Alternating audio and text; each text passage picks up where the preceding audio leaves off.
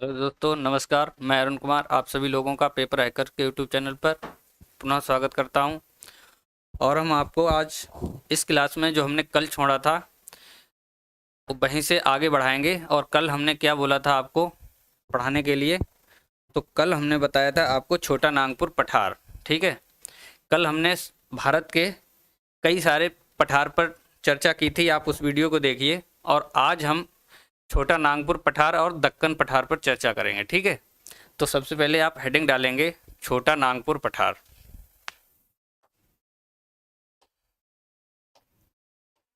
छोटा नागपुर पठार।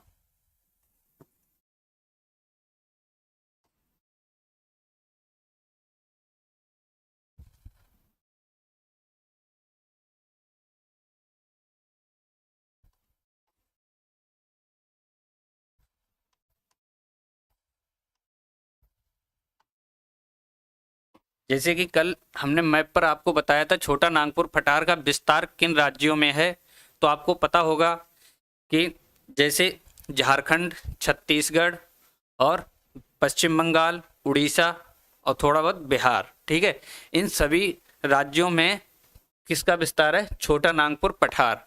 इस पठार के भी अंदर कुछ छोटे मोटे पठार आते हैं, जैसे रांची का पठार, हजारीबाग का पठार। इनसे सीधे क्वेश्चन पूछ लिया जाता है रांची का पठार कहाँ है, तो आप अनुमान लगा सकते हैं कि रांची किस राज्य की राजधानी है, झारखंड की। तो इस तरीके से आप अनुमान लगा लेंगे झारखंड में है। हजारीबाग का पठार भी झारखंड और थोड़ा बहुत बिहार वाले एरिया में है। ठीक है, मुख्य रूप से झारखंड में है। इस तरीके से आप देखेंगे। तो सबसे पहले इसमें लिखेंगे आप विस्तार क्या है इसका। चलिए, आप यहाँ पे डालेंगे भूगोल।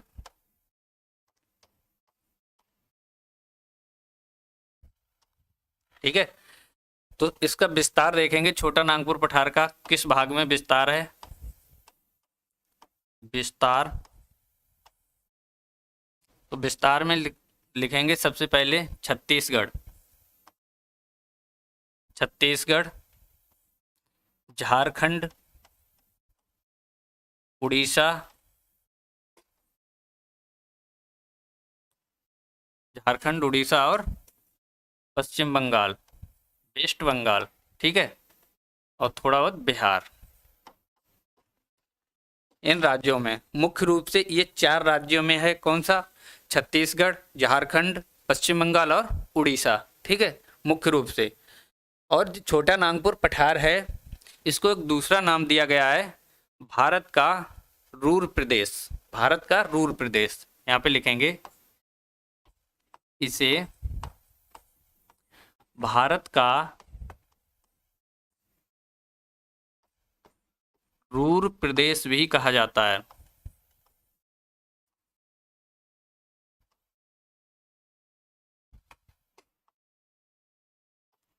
रूर प्रदेश भी कहा जाता है।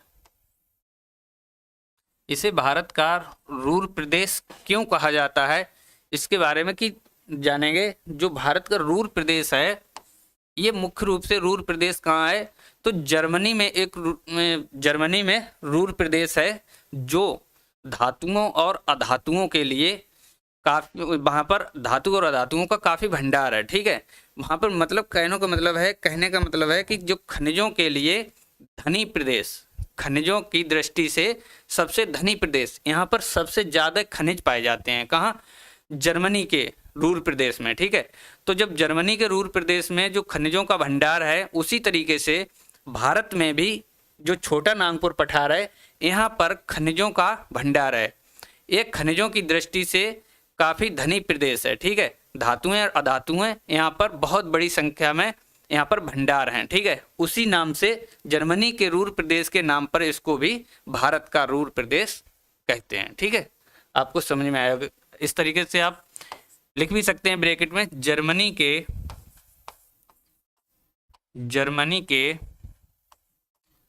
रूर प्रदेश, जर्मनी के रूर प्रदेश के नाम पर।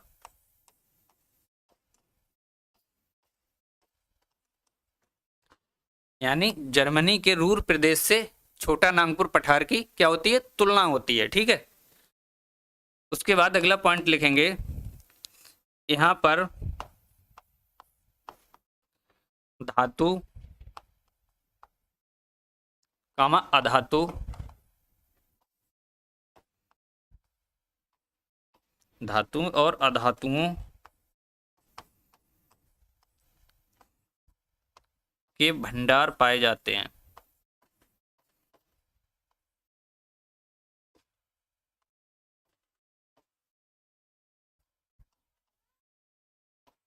जो भारत है, भारत में सबसे ज्यादा धातु और अधातुओं के भंडार कहाँ पाए जाते हैं? तो छोटा नागपुर पठार पर। ठीक है, अगर इस तरीके से क्वेश्चन आता है, किसी राज्य की बात करें कि जिस तरीके से धातु कौन से, जैसे लोहा है, ठीक है, आप लेंगे लोहा, लोहे का सबसे ज्यादा भंडार कहाँ पाया जाता है? ठीक है, लोहे का सबसे ज्यादा भंडार कहाँ पाया जाता है? तो आप बताएंगे जो कर्नाटक वाला, कौन सी, कल हमने जो पढ़ाया था, कुद्रेमुख चोटी। और सबसे ज्यादा उत्पादन लोहे का कहाँ होता है? तो यहाँ पर उड़ीसा में। ठीक है, उड़ीसा में। तो और झारखंड में भी लोहे के बहुत बड़े भंडार पाया जाता है। लोहे के कई सारे एस्क होते हैं उस तरीके से, जैसे मैग्नेटाइट, मैग्नेटाइट एस्क, जो भारत का 70% मैग्नेटाइट है, वो कहाँ मिलता है? कर्नाटक की कुद्रेमुख चोटी से, जो मैंने कल आपको पढ़ाई थी। और दूसरा लोहे का प्रकार है हेमेटाइट। हेमेटाइट लगभग 80%, भारत का लगभग 80% हेमेटाइट जो है कहाँ मिलता है? तो यहाँ पर छोटा नागपुर पठार में। ठीक है, आप इसको लिख लेंगे। जैसे लोहा है, धातु में लोहा, इसका सर्वाधिक भंडार। और अधातुओं में कौन सा? जैसे अधातु में कोयला है, तो कोयला सबसे ज्यादा कहाँ मिलता है? कोयला की जो मुख्य घाटी है छोटा नागपुर पठार पे ही है। कौन सी? जैसे दामोदर नदी घाटी, महानदी घाटी। ठीक है, ये सभी जो नदी घाटियां हैं, ये किसके यहाँ से क्या निकलता है? तो यहाँ से कोयला निकलता है। और आपने एक चीज और पढ़ी होगी कि जो विशाल लौह अयस्क संयंत्र लगाए गए हैं, जैसे दुर्गापुर है, भिलाई है, राउरकेला है, ये सभी संयंत्र कहाँ लगाए गए हैं? तो ये छोटा नागपुर पठार पर लगाए गए हैं। क्यों? क्योंकि यहाँ से आसानी से कोयला भी मिल जाता है और लोहा भी, लौह अयस्क भी मिल जाता है, जिससे इस्पात का उत्पादन होता है। ठीक है, चलिए आगे लिखेंगे आप, अगले पॉइंट में लिखेंगे, यहाँ से यहाँ से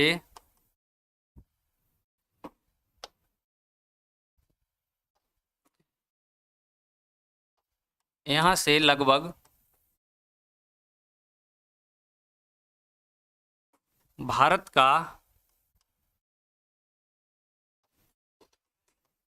80%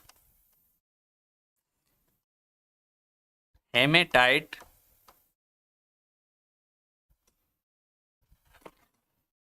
एस्क मिलता है।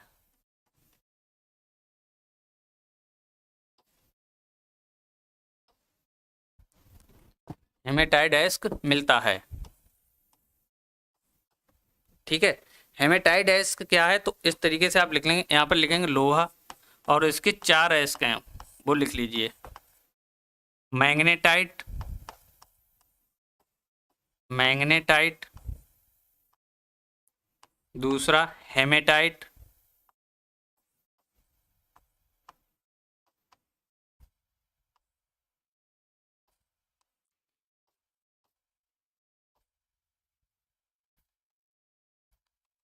सोनेराइट,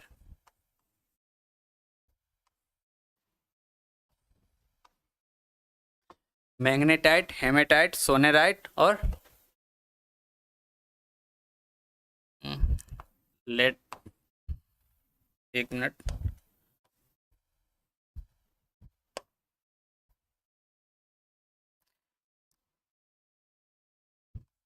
लेनाइट। ठीक है, ये 4 एस किसके हैं? ये लोहे के एस के हैं। ठीक है, तो हमने बताया जो मैग्नेटाइट है, मैग्नेटाइट लगभग 70%, 70% मैग्नेटाइट कहाँ से मिलता है? तो कुद्रेमुख चोटी से।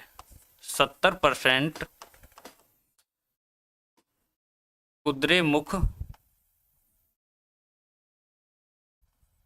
चोटी से, कुद्रेमुख चोटी कहाँ है? तो कर्नाटक में, ठीक है, केटी लिख दे रहे हैं, कर्नाटक। उसके बाद लिखेंगे 80%, 80% जो है में हेमेटाइट, 80% हेमेटाइट कहाँ से मिलता है? छोटा नागपुर पठार से, छोटा नागपुर पठार से। और भारत का कुल लौह उत्पादन का लगभग 80% हेमेटाइट ही मिलता है, ठीक है। कुल लौह उत्पादन का लगभग 80% हेमेटाइट ही मिलता है। अगर क्वेश्चन बने कि भारत में सर्वाधिक लौह कौन सा लौह अयस्क पाया जाता है, तो आंसर होगा हेमेटाइट। लिख लीजिए, भारत में सर्वाधिक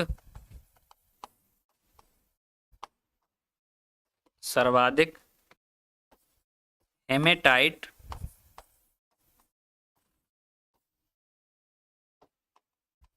लौह अयस्क पाया जाता है।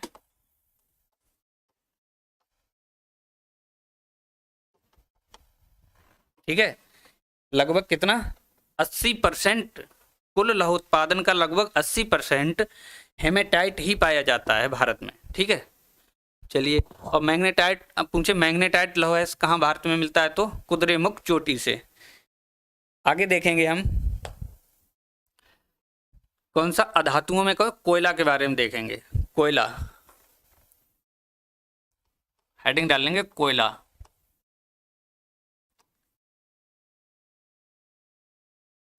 कोयले के सबसे ज़्यादा भंडार कहाँ पाए जाते हैं? तो छोटा नागपुर पठार पे ही पाए जाते हैं, ठीक है।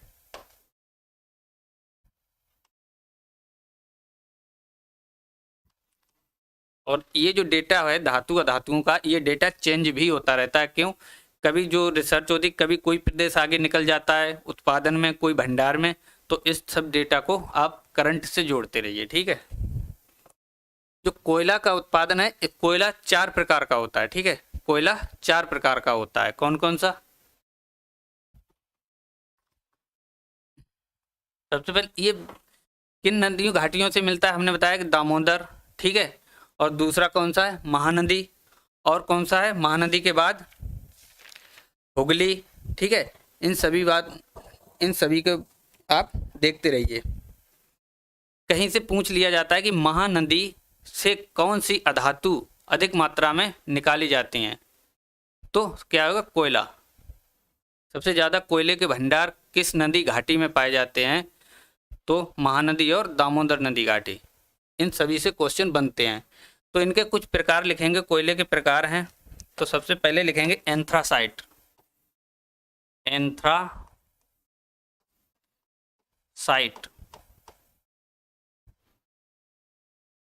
दूसरा लिखेंगे बिटुमिनस,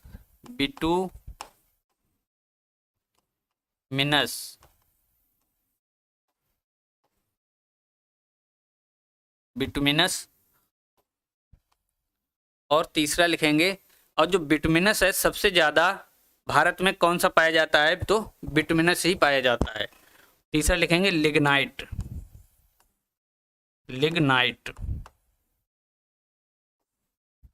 और चौथा लिखेंगे पीट कोयला, ठीक है, पीट।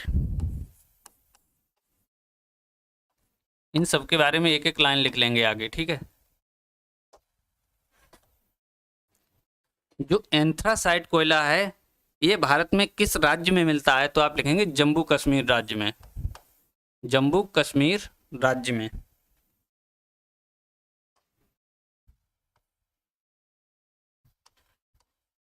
जम्मू कश्मीर राज्य में।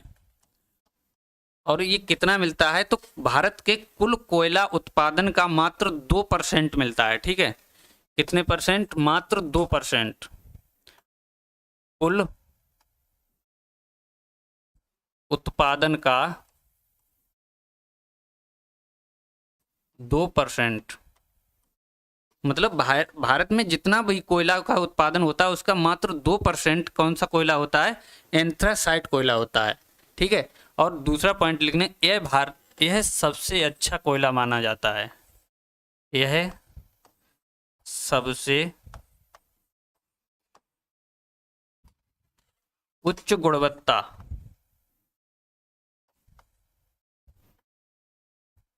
यह सबसे उच्च गुणवत्ता का कोयला है।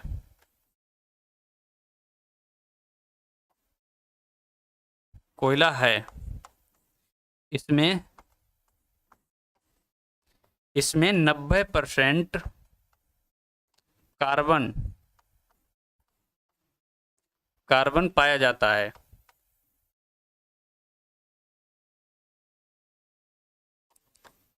कितना कार्बन पाया जाता है? तो 90% कार्बन पाया जाता है। किसमें?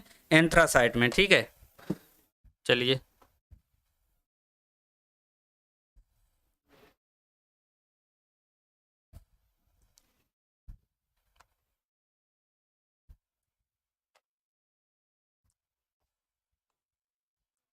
लिग्नाइट के बारे में लिखेंगे। लिग्नाइट को दूसरे नाम से भी जानते हैं। लिग्नाइट को भूरा कोयला के नाम से भी जानते हैं। कौन सा कोयला? भूरा कोयला। भूरा कोयला, इसे क्या कहते हैं? भूरा कोयला भी कहते हैं।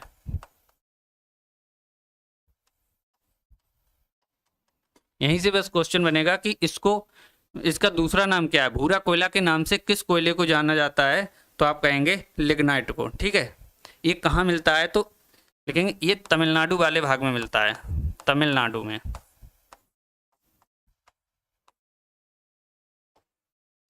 ठीक है, उसके बाद तीसरा कोयला लिखेंगे। इसके आगे भी एक लाइन लिखेंगे, पीट कोयला।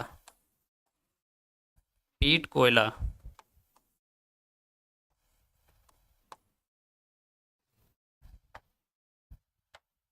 जो पीट कोयला है, यह सबसे घटिया क्वालिटी का कोयला होता है। ठीक है, लिखेंगे यह सबसे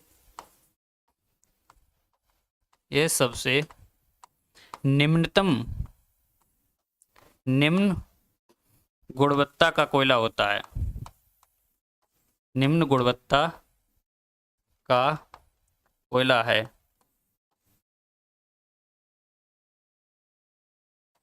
इसमें जो कार्बन होता है, लिखेंगे कार्बन 35 से 40%। 35 से 40% क्या होता है? कार्बन होता है। और जो लिग्नाइट कोयला होता है, इसमें लगभग 70 से 80%। 70 से 80% क्या होता है? कोयला होता है।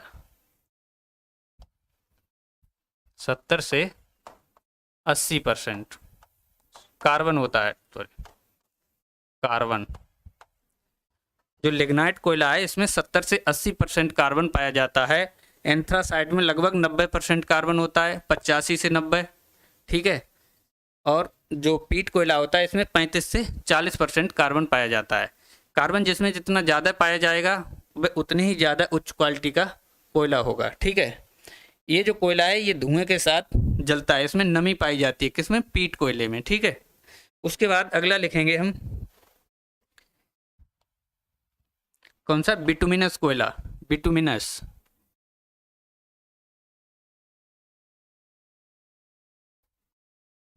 बिटुमिनस इसमें लिखेंगे यह भारत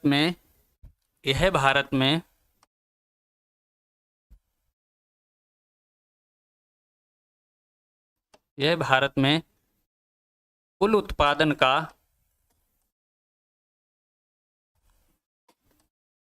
कुल कोयला उत्पादन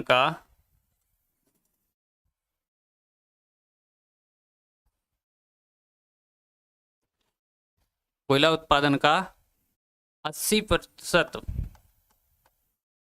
पाया जाता है।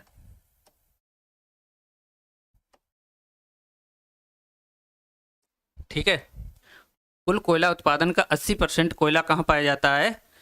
तो भारत में बिटुमिनस प्रकार का कोयला पाया जाता है। उसके बाद यहाँ पर कुछ प्लांट भी लगाए गए, उनके बारे में देख लीजिए, क्योंकि ये लौह अयस्क जो है, उससे इस्पात का निर्माण करते हैं। ठीक है, यहाँ से भी क्वेश्चन बनता है। तो सबसे पहले देखेंगे इस तरीके हेडिंग डाल लीजिए, चाहे इस्पात संयंत्र।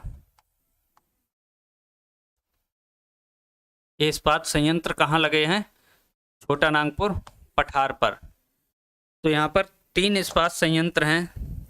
चलिए चार देखेंगे। पहले 3 एक साथ लगाए गए थे, एक बाद के लगाया गया। दूसरी पंचवर्षीय योजना में 3 इस्पात संयंत्र लगाए गए थे, वो कौन से हैं? सबसे पहले देखेंगे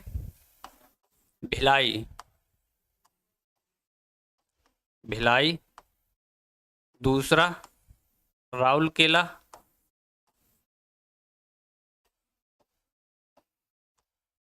और तीसरा कौन सा है? दुर्गापुर।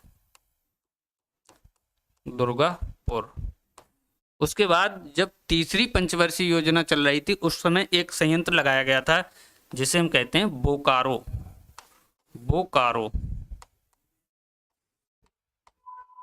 बोकारो संयंत्र। तो जो भिलाई संयंत्र है ये कहाँ है? जो भिलाई है ये छत्तीसगढ़ में है, छत्तीसगढ़। राउरकेला कहाँ है? उड़ीसा।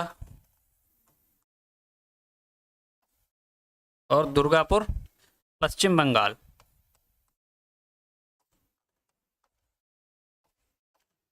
और बोकारो कहाँ है? तो झारखंड।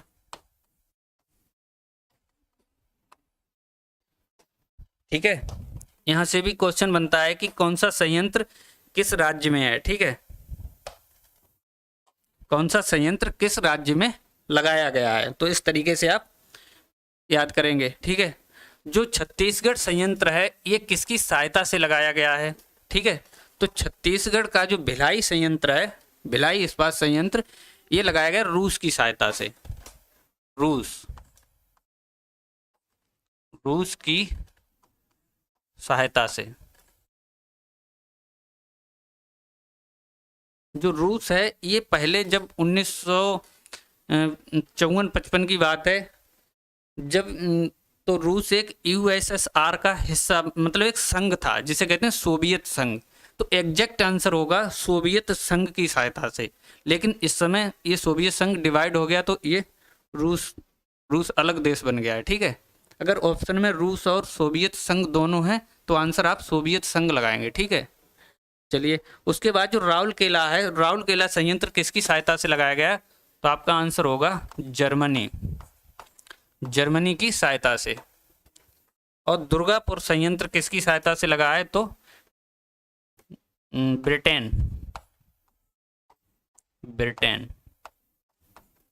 ब्रिटेन की सहायता से कौन सा लगाया गया? दुर्गापुर। उसके बाद बोकारो संयंत्र लगाया कौन सी? तीसरी पंचवर्षीय योजना में। ये भी किसकी सहायता से लगा है? तो रूस की सहायता से।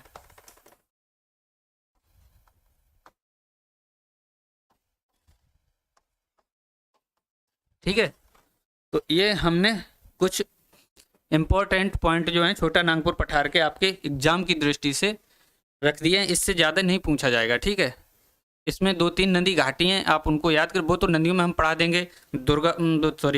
दामोदर है, ठीक है, महानदी है, स्वर्णरेखा नदी है और हुगली नदी है। इन नदियों की घाटी से ही कोयला निकाला जाता है। ठीक है, चलिए आप स्क्रीनशॉट ले लीजिए। उसके बाद हम देखेंगे दक्कन ट्रंप के बारे में। ठीक है, दक्कन का पठार, हेडिंग डालेंगे दक्कन का पठार।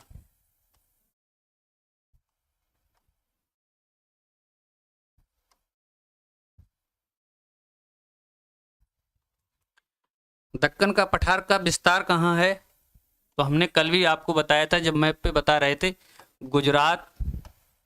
ठीक है, गुजरात के बाद महाराष्ट्र, कर्नाटक और तेलंगाना वाला हिस्सा। इन राज्यों में किस पठार का विस्तार है? दक्कन पठार का। देखिए एक चीज समझिए कि जो राज्यों के बारे में यहाँ पे चर्चा की गई है, मुख्य रूप से ये पठार इन राज्यों में फैला है। ठीक है, थोड़ा बहुत मध्य प्रदेश में चला जाएगा, तो ये कोई लिमिटेड एरिया नहीं होता है कि आप एग्जाम में जो ऑप्शन के हिसाब से भी टिक कर सकते हैं। अगर एग्जाम में ऑप्शन ये नहीं होंगे और मध्य प्रदेश एक ऑप्शन हो और दूसरे ऑप्शन इधर उत्तर प्रदेश, बिहार और पश्चिम बंगाल की तरफ के हों, तो आपको मध्य प्रदेश टिक करना ज़्यादा ठीक रहेगा। ठीक है, तो आप वो चीज़ अपने अपने नज़रिया से भी डिसाइड करेंगे कि कौन सा ज़्यादा नज़दीक यानी ज़्यादा ठीक सटीक आंसर बैठ रहा है। ठीक है, मुख्य रूप से ये 4 प्रदेश हैं दक्कन के पठार के। इसका जो निर्माण हुआ दक्कन के पठार का, ज्वालामुखी क्रिया के द्वारा हुआ। जो ज्वालामुखी क्रिया हुई और उससे क्या निकला, लावा निकला। लावा निकला तो इसका इस पठार का निर्माण हो गया ज्वालामुखी क्रिया से। ज्वालामुखी क्रिया से निर्माण हुआ। जब लावा निकला और लावा एक बड़े भूभाग पर फैल गया और वहां पर एक ऊंचा एरिया बन गया। ठीक है, तो उस एरिया से किस पठार का निर्माण हुआ, दक्कन के पठार का। इसमें किस प्रकार की मिट्टी पाई जाती है, तो जब ज्वालामुखी क्रिया से इसका निर्माण हुआ, तो ज्वालामुखी क्रिया से जिस पठार का निर्माण होता है तो वहां पर किस प्रकार की चट्टानें होती हैं, आपको पता है कि बेसाल्ट चट्टानें, बेसाल्ट बेसाल्ट चट्टान। यानी आंसर हो, कोई पूछे क्वेश्चन कि दक्कन पठार पर किस प्रकार की चट्टान पाई जाती है, तो आपका आंसर होगा बेसाल्ट चट्टान। और जब बेसाल्ट चट्टान पाई जाती है तो बेसाल्ट चट्टानें जहां पाई जाती हैं वहां पर कैसी मिट्टी होती है, आंसर होगा काली मिट्टी। ठीक है, क्या, काली मिट्टी। और जहां भी काली मिट्टी, जिस एरिया में काली मिट्टी होती है, तो काली मिट्टी में सबसे ज्यादा सबसे अच्छी फसल कौन सी होती है, आंसर होगा कपास की फसल। ठीक है, कपास, कपास। तो यहाँ पर सबसे ज़्यादा कपास की फसल उगाई जाती है। यानी भारत में सबसे ज़्यादा कपास कहाँ उत्पादित होता है, तो दक्कन ट्रंप वाले एरिया में, यानी महाराष्ट्र और गुजरात वाले एरिया में। ठीक है, कपास की फसल यहाँ पर सबसे ज़्यादा होती है। भारत में सबसे ज़्यादा कपास कहाँ पाया जाता है, आप कमेंट में लिखिए। ठीक है, दक्कन पठार के किस राज्य में। चलिए, इसके बाद हम देखेंगे अपना दूसरा चैप्टर। यहाँ पर ये क्या, भारत के जो पठार हैं पूरे होते हैं। ठीक है, उसके बाद हम देखेंगे भारत के तटीय मैदान। भारत के तटीय मैदान, तटीय मैदान कौन कौन से हैं। ठीक है, तो आप हेडिंग डालेंगे भारत के तटीय मैदान। भारत के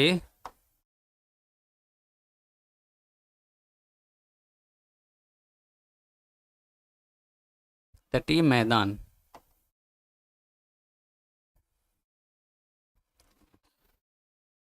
आप स्क्रीनशॉट लेते रहिए करें। ठीक है, चलिए, तटीय मैदान में हम देखेंगे तटीय मैदान क्या है। जो हमने आपको जब भारत के 5 भौगोलिक विभाजन बताए थे उसमें हमने आपको बताया था एक तटीय मैदान। ठीक है, अब हम पढ़ कौन से चुके हैं, उत्तर का पर्वत, ठीक है, द्वीप पढ़ चुके हैं और प्रायद्वीपीय भारत पढ़ चुके हैं। और आज हम तटीय मैदान पढ़ेंगे। उसके बाद क्या बचेगा, मध्य भारत का मैदान। तो तटीय मैदान में हमने आपको बताया था जो पश्चिमी घाट है और अरब सागर है, इसके बीच का जो मैदान, ठीक है, इधर क्या है, पूर्वी घाट और बंगाल की खाड़ी, इसके बीच का मैदान, यानी समुद्र के किनारे का जो मैदान है उसे हम तटीय मैदान कहते हैं। ठीक है, चलिए, इस तरीके से सबसे पहले आपको हम समझाते हैं। यहाँ पे हेडिंग डालेंगे आप, भारत का तटीय मैदान।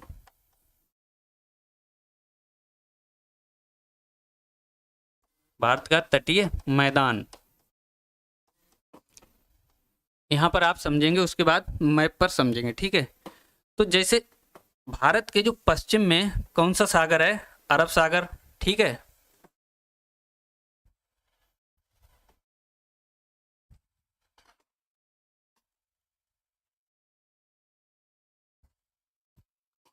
ठीक है, मान लीजिए पृथ्वी है। ठीक है, पृथ्वी की ऊपरी वाली परत है। ठीक है, ये जो क्या बनाया हमने, पृथ्वी की ऊपरी परत, ऊपरी परत जो बनाई है, इस पर ये जो वाला ये भाग है, ये वाला, इसमें क्या भरा है, इसमें पानी भरा है। ठीक है, और इसको क्या नाम दिया गया है, अरब सागर। अरब सागर, किसको, इस भाग को। ठीक है, और ये जो प्लेन एरिया है यहाँ पर क्या, अरब सागर। और जब अरब सागर से आप आगे बढ़ेंगे तो आपको प्लेन एरिया पड़ेगा। ठीक है। इस एरिया को क्या कहेंगे, इसको कहेंगे हम पश्चिम का तट, पश्चिम तट, पश्चिमी तट, इस एरिया को। उसके बाद ये जो पर्वत दिख रहा है आपको, इस पर्वत को नाम देंगे हम पश्चिमी घाट, पश्चिमी घाट पर्वत, या फिर आप पश्चिमी घाट भी बोल सकते हैं, क्योंकि हम आपको पश्चिमी घाट पढ़ा चुके हैं। ठीक है, पश्चिमी घाट के जो पर्वत हैं हम आपको पढ़ा चुके हैं। जब आप समुद्र अरब सागर से चलेंगे तो पहले तो सागर पड़ेगा आपको, उसके बाद पर्वत और सागर के बीच में एक प्लेन एरिया पड़ेगा जिसे हम कहेंगे तटीय मैदान। ठीक है, उसके बाद पश्चिमी घाट, और बीच में ये क्या है, ये प्रायद्वीपीय भारत है। प्रायद्वीप जो अभी हमने आपको बताया था, तेलंगाना है, महाराष्ट्र है, कर्नाटक है, आंध्र प्रदेश है, ये वाला एरिया। ठीक है, ये प्रायद्वीप भारत है, प्रायद्वीप भारत। और जो इधर ये पर्वत है इसको कहेंगे हम पूर्वी घाट, पूर्वी घाट, पूर्वी घाट पर्वत। और ये एरिया कौन सा है, तो इसे कहेंगे पूर्वी या पूर्व का तटीय मैदान, पूर्व का तट। और ये वाला एरिया, इसमें भी क्या है, पानी, तो इसे क्या कहेंगे, Bay of Bengal, Bay of Bengal, यानी बंगाल की खाड़ी, बे ऑफ बंगाल, बंगाल की खाड़ी। तो इस तरीके से भारत का आपने जो ऊपरी परत है उस पर समझा है कि कहाँ से तट मैदान निकलता है। ठीक है, तो जो समुद्र है और पर्वत है उसके बीच का जो मैदान है उसे हम कहेंगे तटीय मैदान। ठीक है, एक मिनट। चलिए आगे देखते हैं अब।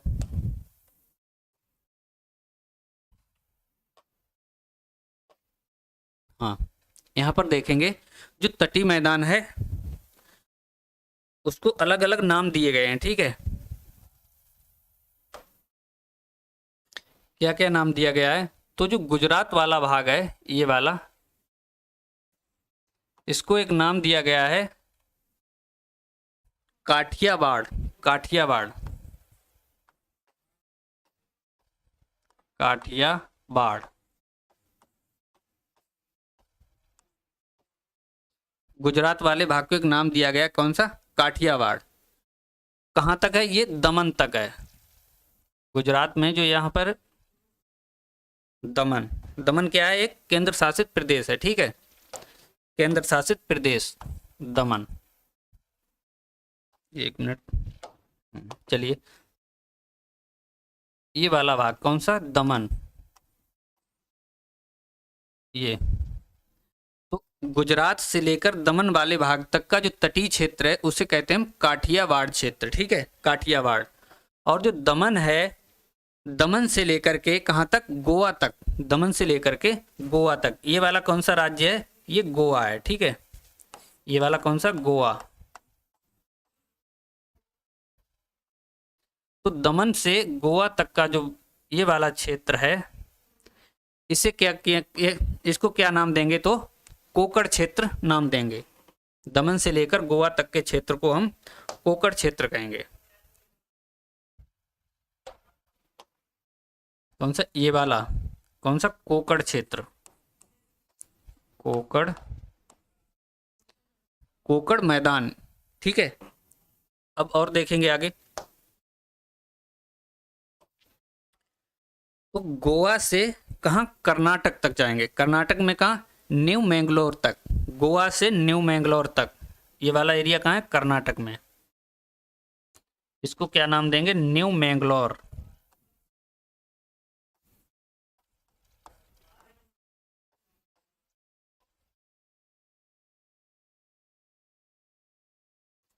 ये वाला एरिया। तो जो गोवा से न्यू मैंगलोर तक का एरिया है इसे क्या नाम देंगे, इसे कहेंगे हम कन्नड़ तट, कन्नड़। ठीक है, कन्नड़ तट।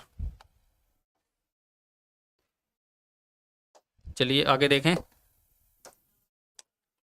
न्यू मैंगलोर से और कहाँ तक, तमिलनाडु वाले भाग तक, न्यू मैंगलोर से तमिलनाडु तक। तमिलनाडु में कौन सी जगह? कन्याकुमारी, कन्याकुमारी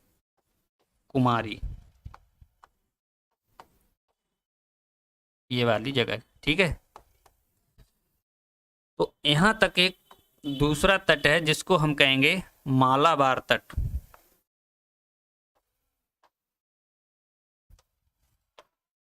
ये वाला कौन सा तट है? मालाबार।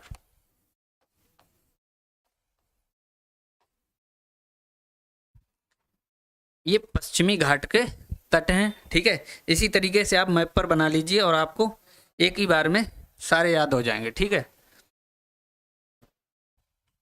अब देखेंगे हम पूर्वी भाग पर, ठीक है। पूर्वी भाग पर तो यहाँ कन्याकुमारी से लेकर यहाँ पर कहाँ? आंध्र प्रदेश, आंध्र प्रदेश तक, कन्याकुमारी से लेकर आंध्र प्रदेश तक एक तट पड़ता है जिसको हम कहेंगे, यहाँ पर क्या हो गया, चलिए इस पेन से समझाते हैं आपको। यहाँ पर आप इस तरीके से लिख लीजिए, क्योंकि यहाँ आपको दिख नहीं रहा, थोड़ा मिटाना पड़ेगा, या फिर हम ऊपर के लिए थोड़ा बढ़ा दे रहे हैं, ठीक है। ये समझाने के लिए न्यू मैंगलोर को मिटाना पड़ेगा थोड़ा। चलिए अब देखेंगे, यहाँ पर आप न्यू मैंगलोर लिख लीजिए, हमने शॉर्ट में लिख दिया न्यू मैंगलोर, आप पूरा लिख लीजिए न्यू मैंगलोर, ठीक है। कहाँ? कर्नाटक वाला भाग है ये। और अब हम इधर समझेंगे, जो कन्याकुमारी है यहाँ से कहाँ? आंध्र प्रदेश तक, ये वाला जो तट है इसे हम नाम देंगे कोरोमंडल तट, कोरोमंडल,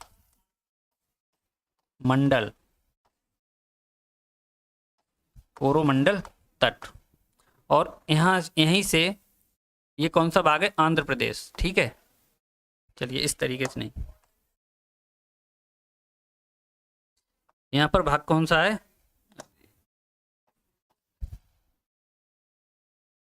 आंध्र प्रदेश वाला भाग। तो जो कोरोमंडल तट है, ब्रैकेट में लिख लीजिए, ये कहाँ पड़ता है? तमिलनाडु, ठीक है। तमिलनाडु। कोरोमंडल तट किस भाग में है? तमिलनाडु वाले क्षेत्र में है, ठीक है।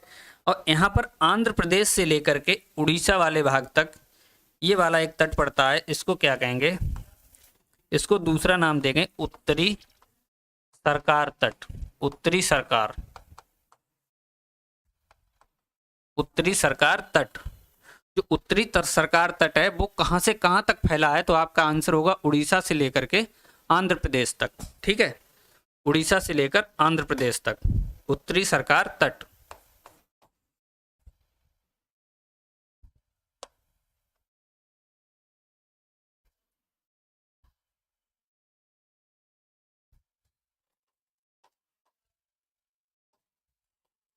उत्तरी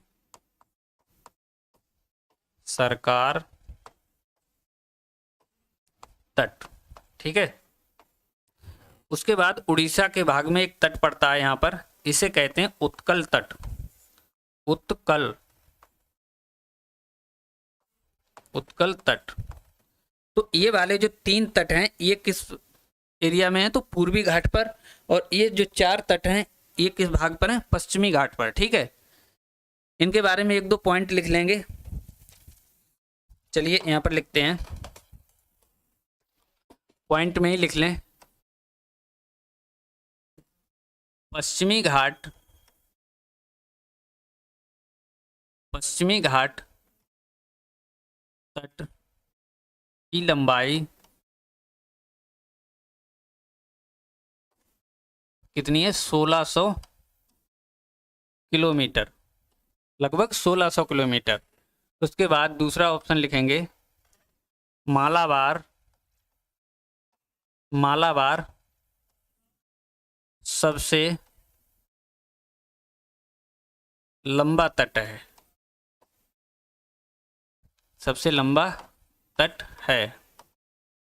उसके बाद तीसरा मतलब अगर पूरे तट पूछे पूर्वी घाट का तट ज़्यादा लंबा है या फिर पश्चिमी घाट का तट, तो आपका आंसर होगा पश्चिमी घाट कितना? 1600 किलोमीटर।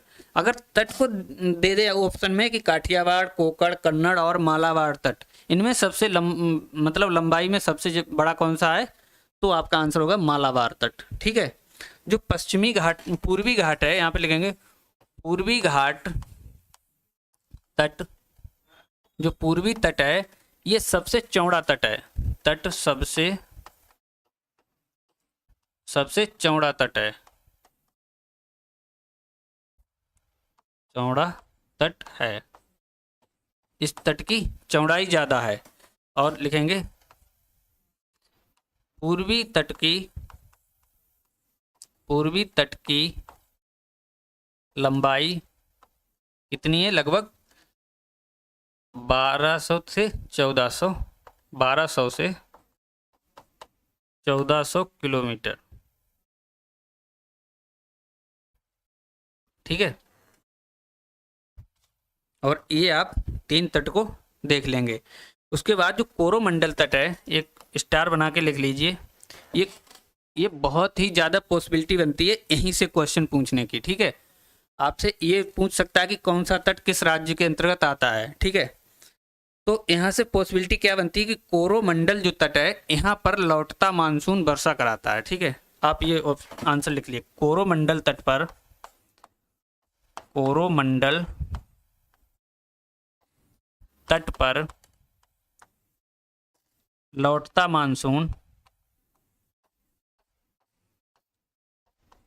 मानसून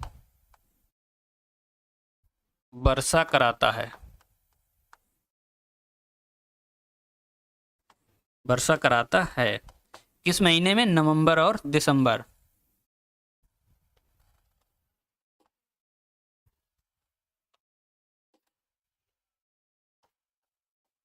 नवंबर दिसंबर में। ठीक है। जो नवंबर दिसंबर का महीना है, इस महीने में लौटता हुआ मानसून कहाँ वर्षा कराता है, कोरोमंडल तट पर। ये क्यों कराता है, ये सब की चर्चा हम कहाँ करेंगे, जब हम मानसून पढ़ेंगे। ठीक है। अभी आप इतना जानिए। चलिए, तो आप इसका स्क्रीनशॉट ले लीजिए। और जो भारत का तटीय मैदान है ये पूरा होता है। ठीक है।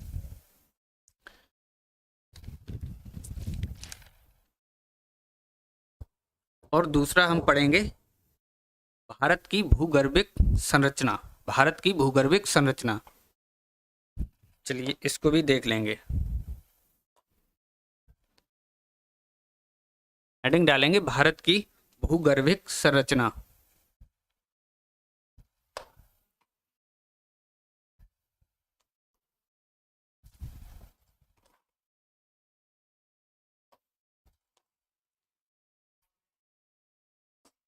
भारत की भूगर्भिक संरचना।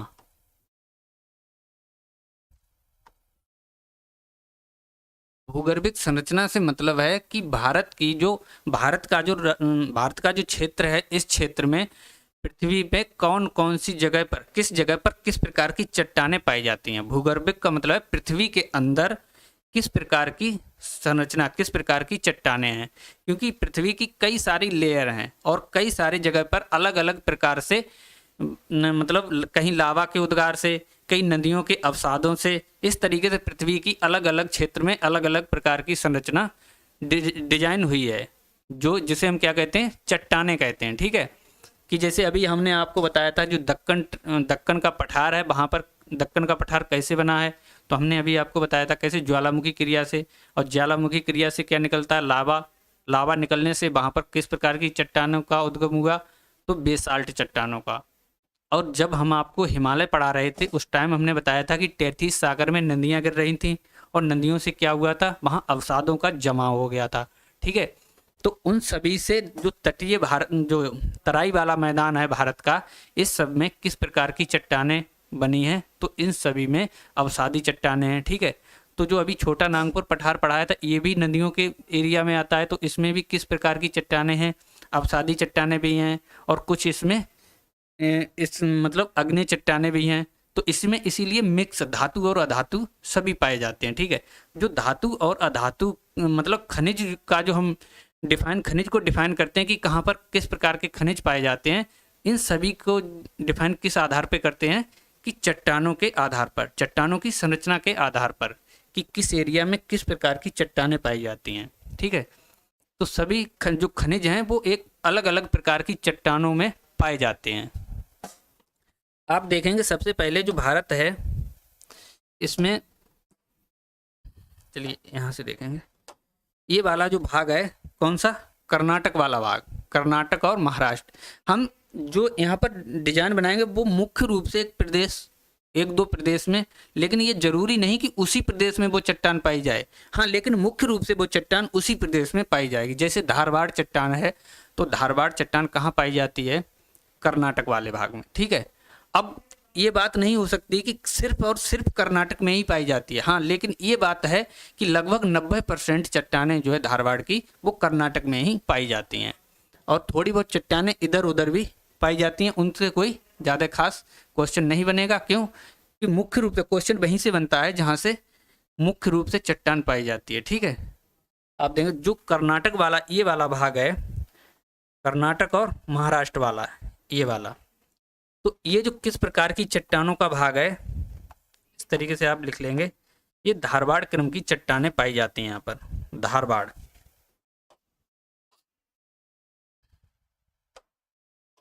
ये वाली चट्टानें कैसी हैं, धारवाड़ क्रम की चट्टानें हैं। धारवाड़,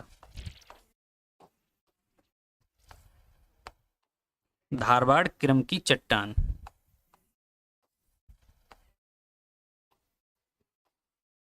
धारवाड़ क्रम की जो चट्टानें, इनसे क्या निकलता है, इनसे धातुएं निकलती हैं। ठीक है, जैसे धातुएं कौन सी, लोहा है, सोना है, मैंगनीज है, ठीक है, ये चांदी है, इन सभी विभिन्न प्रकार की जो धातुएं हैं ये किस प्रकार की चट्टानों से निकलती हैं, तो धारवाड़ क्रम की चट्टानों से निकलती हैं। और आपने ये भी पढ़ा होगा कि भारत में एकमात्र जिला है जहाँ से सोने का उत्पादन किया जाता है, वो कौन सा है, तो कर्नाटक का। और किस प्रकार की चट्टानों से, धारवाड़ क्रम की चट्टानों से। ठीक है, उसके बाद यहाँ पर आंध्र प्रदेश वाले भाग में, ये वाला जो ये आंध्र प्रदेश वाला भाग है, इस भाग में चट्टानें पाई जाती हैं, इन्हें हम कहते हैं कुडप्पा क्रम की चट्टानें। कौन सी, कुडप्पा, कुडप्पा, कुडप्पा क्रम की चट्टान।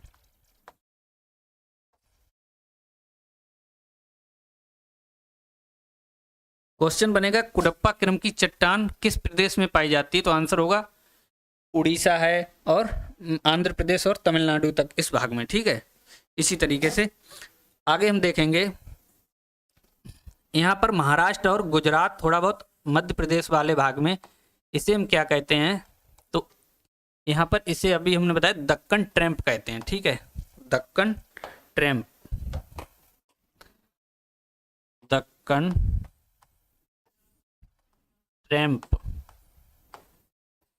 इस पर कौन सी चट्टानें पाई जाती हैं, दक्कन ट्रैम्प चट्टानें पाई जाती हैं। किस पे, महाराष्ट्र, गुजरात और मध्य प्रदेश वाले भाग में, मुख्य रूप से कहाँ, महाराष्ट्र वाले भाग में। ठीक है, इन सबको इसी तरीके से देख लेंगे। और यहाँ पर कहाँ, मध्य प्रदेश, गुजरात, ये वाला भाग, यहाँ पर कौन सी चट्टानें हैं, ये हैं बिंद क्रम की चट्टानें। लिख लेंगे बिंद,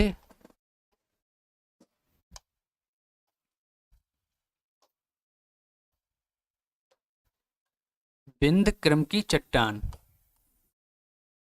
बिंद क्रम की चट्टान।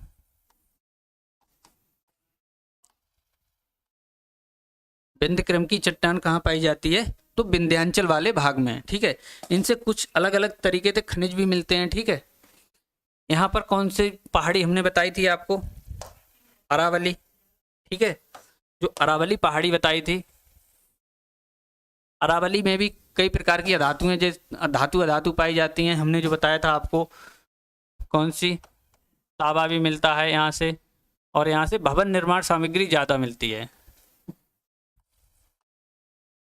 अरावली।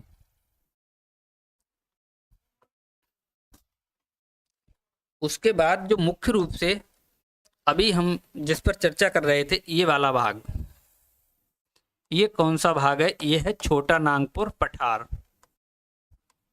यहाँ पर कौन सी चट्टान पाई जाती है? तो हम कहेंगे इसे गोंडवाना लैंड की चट्टान कहते हैं। Gondwana land, Gondwana land.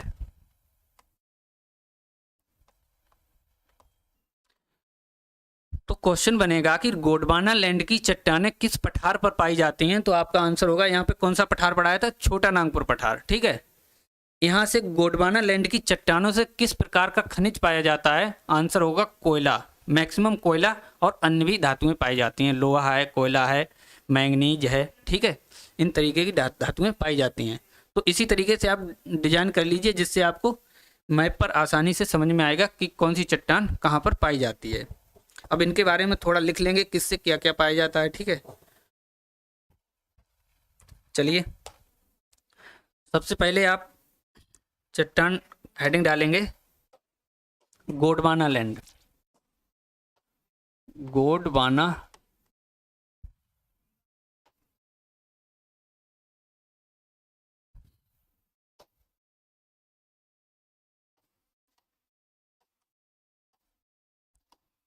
Gondwana land से क्या पाया जाता है? लिखेंगे लोहा, कोयला,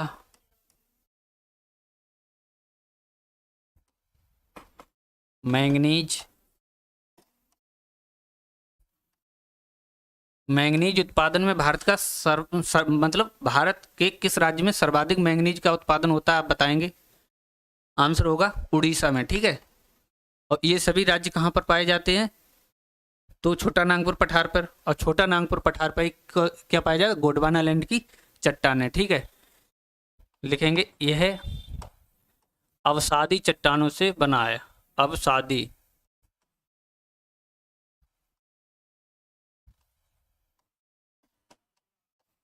ठीक है, ये अवसादी चट्टानों से बना है।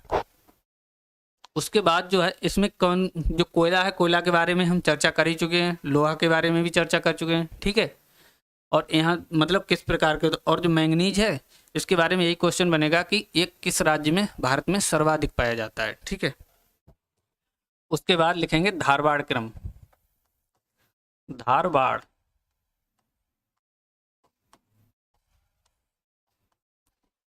लिखेंगे यह कर्नाटक क्षेत्र में पाई जाती हैं। पाई जाती हैं।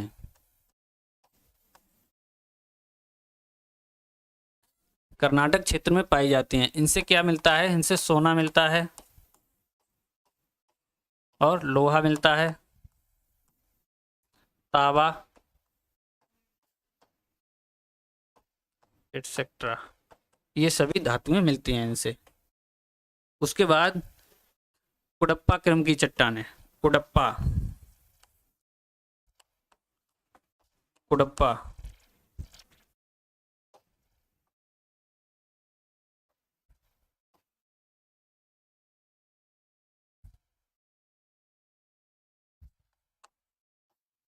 जो कुडप्पा क्रम की चट्टानें हैं, यहाँ से जो अभी हमने बताया था क्या कि जो लेटेराइट, लेटेराइट जो कोयला है वो कहाँ मिलता है? तमिलनाडु वाले भाग में। तो आप इनसे लिखेंगे इनसे धातु और अधातु, अधातु प्लस धातु मिलती हैं। ठीक है, कहाँ है ये चट्टानें? मुख्य आंध्र प्रदेश वाले भाग में। आंध्र प्रदेश, तेलंगाना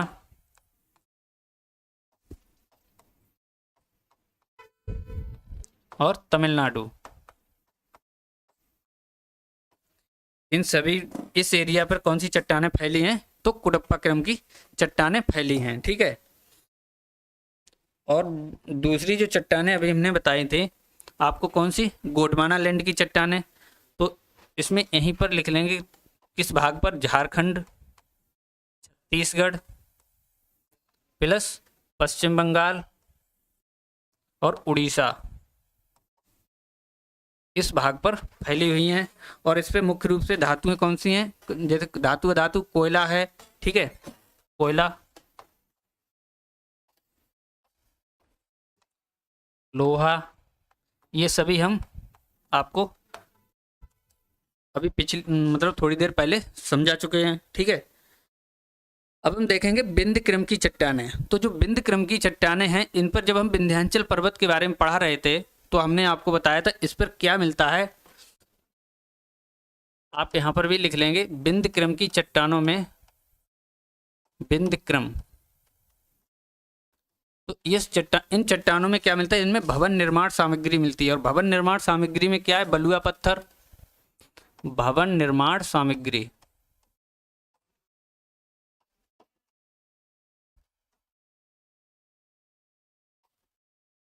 बलुआ पत्थर,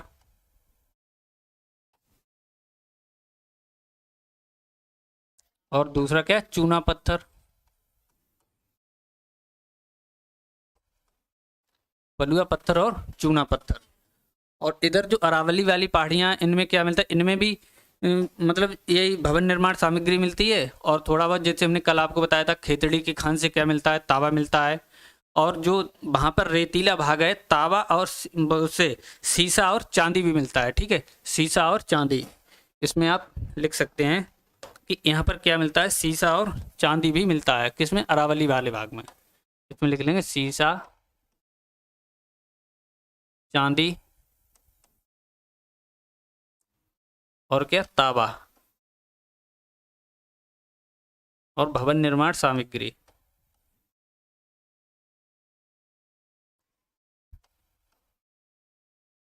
भवन निर्माण सामग्री में कौन सी, जिससे हमने आपको कल बताया था कि संगमरमर की, जो संगमरमर है, जो मकराना का संगमरमर है, वो बहुत ही अच्छी क्वालिटी का होता है। तो वो सभी कहाँ मिलते हैं, अरावली वाले भाग में, ठीक है। तो अब जो भौगोलिक चट्टानें हैं, इनके बारे में आपके लिए इतना सफिशियंट है, क्योंकि आपको इससे ज़्यादा नहीं पूछा जाएगा। आप अपने पुराने भी देखेंगे, पुराने पेपर, उनमें भी ज़्यादा से ज़्यादा यही पूछा जाएगा कि मतलब तांबा कहाँ निकलता है सबसे ज़्यादा, कोयला कहाँ मिलता है, या फिर सोना कहाँ सबसे ज़्यादा मिलता है, ठीक है। तो आज के लिए बस इतना ही, और कल की वीडियो में हम पढ़ेंगे भारत का, मध्य भारत का मैदान। चलिए नमस्कार, बने रहिए, आप पढ़ते रहिए, धन्यवाद।